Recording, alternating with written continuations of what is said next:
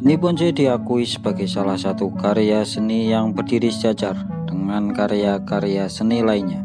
Seni Bonce telah mendapat tempat tersendiri yang terhormat di mata dunia. Karya seni Bonce yang telah mendunia ini tumbuh dengan berbagai macam bentuk penampilannya.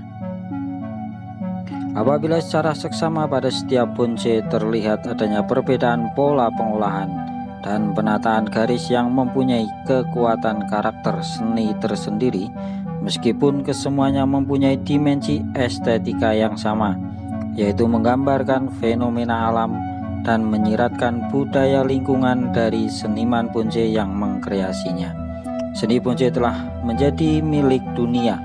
Ia lahir dari timur dan barat pun mengakuinya, dan dalam proses perkembangannya terjadilah pembauran antara estetika timur dan estetika barat.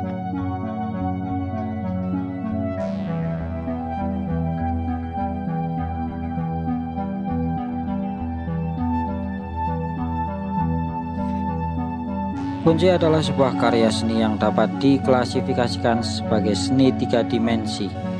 Dengan demikian, prinsip-prinsip dasar yang dianut oleh seni 3 dimensi dapat pula dikaitkan, disesuaikan, dan diterapkan pada seni bonce. Untuk memahami estetika seni bonce, kita perlu mengupasnya menjadi 3 bagian, yaitu filosofi, teori, dan ilmu yang berkaitan dengan seni bonce.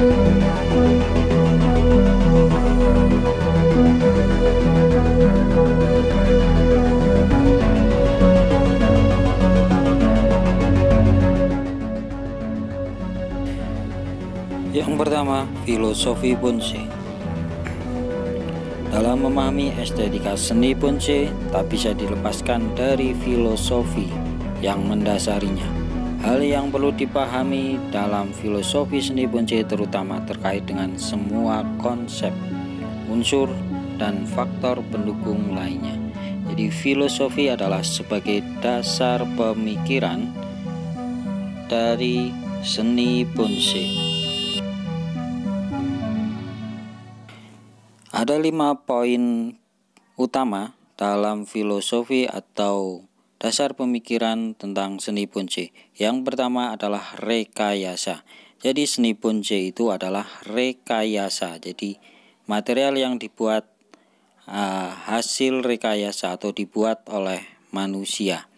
Rekayasa, rancang bangun karya seni. Seni bonce mencakup tata cara pemeliharaan, penataan, dan perawatan pohon berumur panjang di dalam pot atau wadah tertentu. Pengolahan pohon atau disebut juga medium bonce menjadi sebuah karya seni memerlukan waktu yang cukup lama. Hal ini disebabkan karena proses pengolahannya harus melalui berbagai tahapan sesuai dengan konsep bonce yang diinginkan. Tahapan-tahapan tersebut mesti dilakukan untuk mendapatkan bonce yang dirasa sudah cukup sempurna untuk ditampilkan.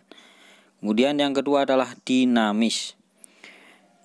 Dinamis erat kaitannya dengan material yang digunakan dalam seni bonce, yaitu pohon ataupun benda hidup. Dinamis erat kaitannya dengan kehidupan dan perubahan.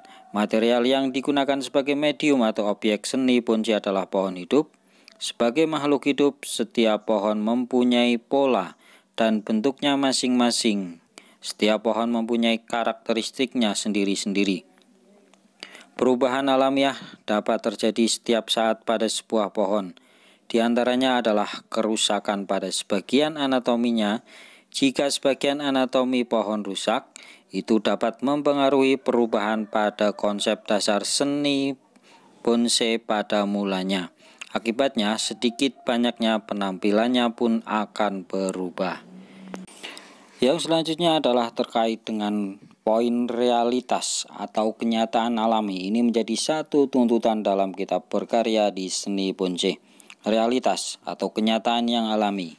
Bonce sebagai karya seni hidup mempunyai usia yang sering kali lebih panjang dibandingkan usia manusia. Kehadiran seni ini bisa memberikan nilai tambah yang berguna bagi lingkungan hidup.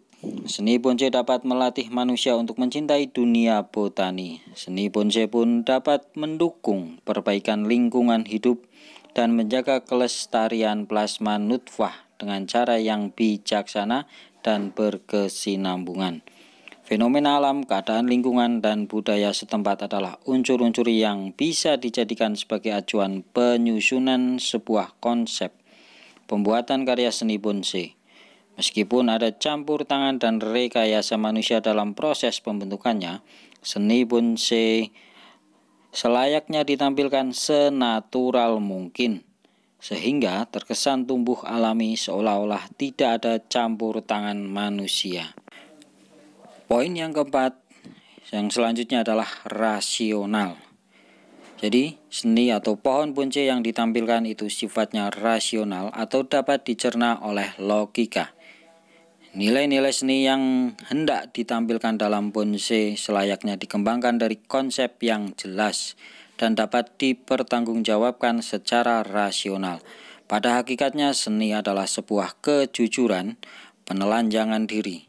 Ketika kita menciptakan sebuah karya seni, hal yang sangat penting untuk dikukuhi adalah kejujuran, persepsi kita dalam menyaksikan dan menyimak kenyataan baik di luar maupun di dalam diri kita, untuk kemudian menampilkannya dalam sebentuk keindahan yang otentik.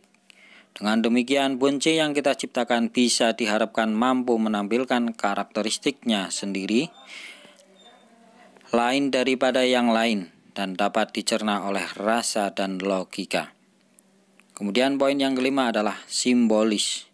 Simbolis erat kaitannya dengan fenomena alam dan lingkungan. Hubungan manusia dengan alam sangatlah erat, tidak dapat dipisahkan. Karya seni bonsai sendiri merupakan penggambaran dari sebagian kecil fenomena alam dan budaya lingkungan yang diserap oleh seorang seniman bonsai. Melalui seni bonsai, seorang seniman hendak menyampaikan pesan secara simbolis tentang kenyataan alam yang diserapnya dalam bentuk miniatur. Karya seni simbolis yang alami tersebut dimaksudkan untuk menggugah perasaan estetik tertentu dari orang-orang yang menyaksikannya.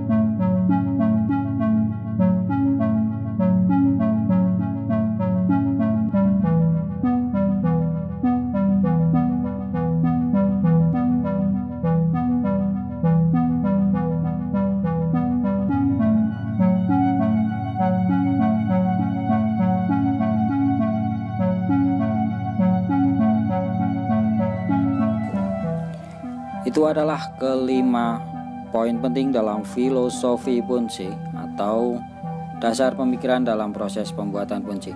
Mudahnya seperti ini. Jadi yang perlu kita pahami yang pertama adalah bonsai ini merupakan sebuah seni rekayasa rancang bangun. Jadi semua pohon bonsai itu dibuat oleh manusia. Tidak ada yang secara jadi 100% dibuat oleh alam, tetapi direkayasa dan dibentuk oleh manusia. Kemudian sebagai rekayasa, material yang digunakan adalah pohon ataupun benda hidup yang bisa mengalami perubahannya. Nah, tuntutannya apa? Tuntutannya itu yang pertama, pohon material yang kita olah harus bersifat rasional, bisa dicerna oleh rasa dan juga logika. Dan tuntutan yang selanjutnya yaitu dia bersifat simbolis atau syukur-syukur hasil karya seni bonsai kita itu bisa memiliki kesan dan pesan yang bisa dicerna oleh masyarakat atau penikmat bonsai secara umum.